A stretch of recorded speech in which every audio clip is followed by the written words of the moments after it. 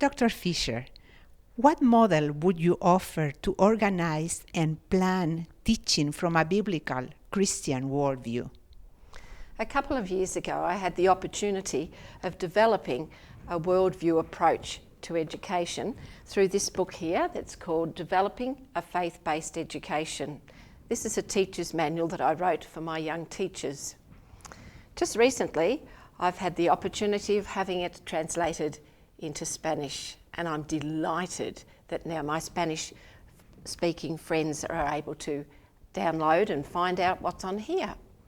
And in my book, I talk about a program called the 4H.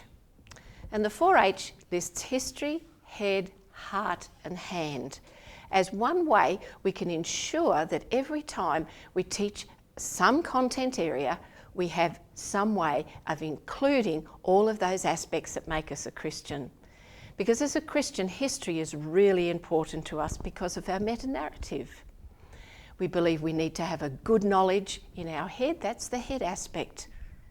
Then we have to respond to it from our heart. So we include that aspect too. And finally, we have our hand. What are we going to do with this information that we've got? So I've used this approach to teach Bible lessons as well as to teach lessons on health or social studies or geography or things like that. Because I think we can still take the same framework and introduce it into those subject areas. Yeah, thanks. What concepts or ideas have helped you most in thinking about faith integration? Before I teach a lesson in my classroom, there are 4 questions I ask myself.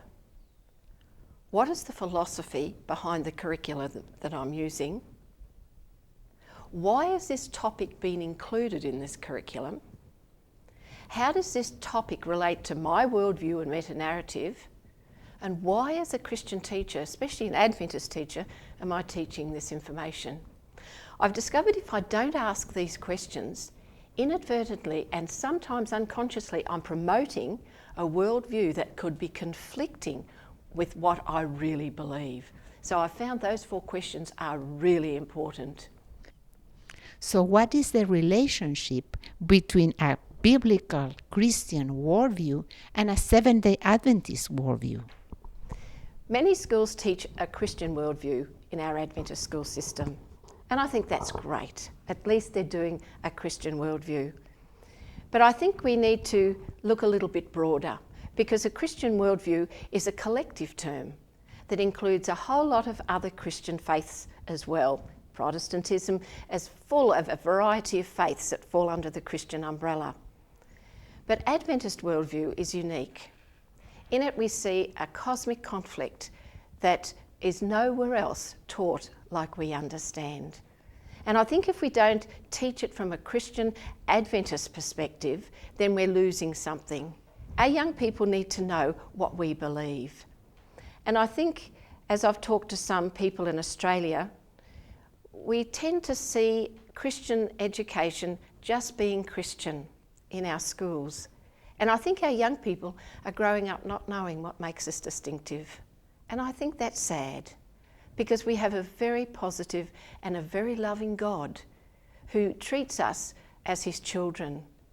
And our great controversy teaches us, that story teaches us that God came down seeking us. And that's something very special, because God's not out there trying to get me as we find in some other faith belief systems. When it comes to death, God wants to take me along with all my family. It's going to be a community affair. It's not going to be individual people disembodied flying up to meet God. As a family, as a community, we're all going to go home to heaven with God. The second coming is just the most wonderful thought. And it's going to be wonderful because Jesus is going to come back and take us, because he's been preparing us. And we know as Adventists what that means. So I think we need to teach an Adventist worldview, not just a Christian worldview. Thank you, Dr. Fisher. You're welcome.